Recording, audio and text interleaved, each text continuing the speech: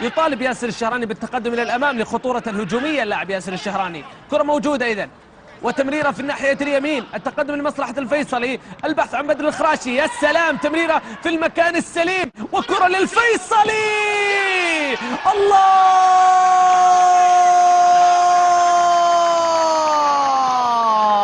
تقدم الفيصلي من أول كرة، تقدم الفيصلي من أول فرصة، تقدم الفيصلي من أول لقطة. الله على الفيصلي، الله على ابن حرمة، وهدف جميل، وهدف أول يهز الشباك القدساوية.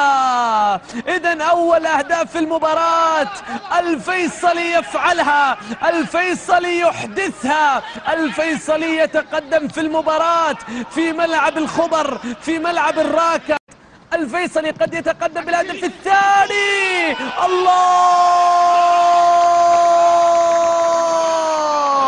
سواها بدر المجمعة، سواها بدر الفيصلي، سواها بدر، والثاني للفيصلي.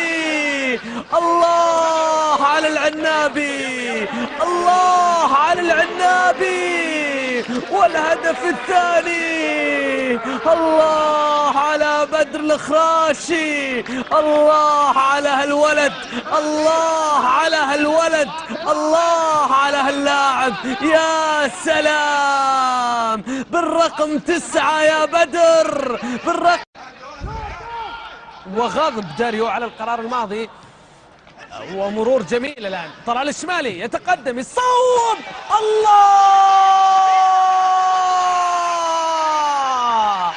الشمالي في الشرق يسجل في مرمى الفيصلي.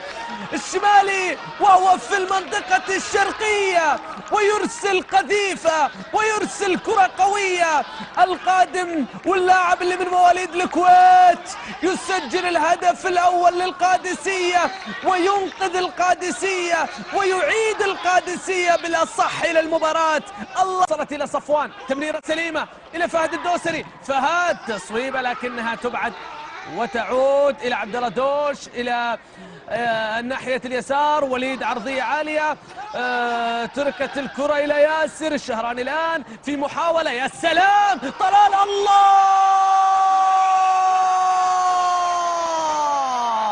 طلال الشمالي من سجل الهدف الأول، يعود ويسجل التعادل، يعود ويعيد المباراة إلى نقطة البداية.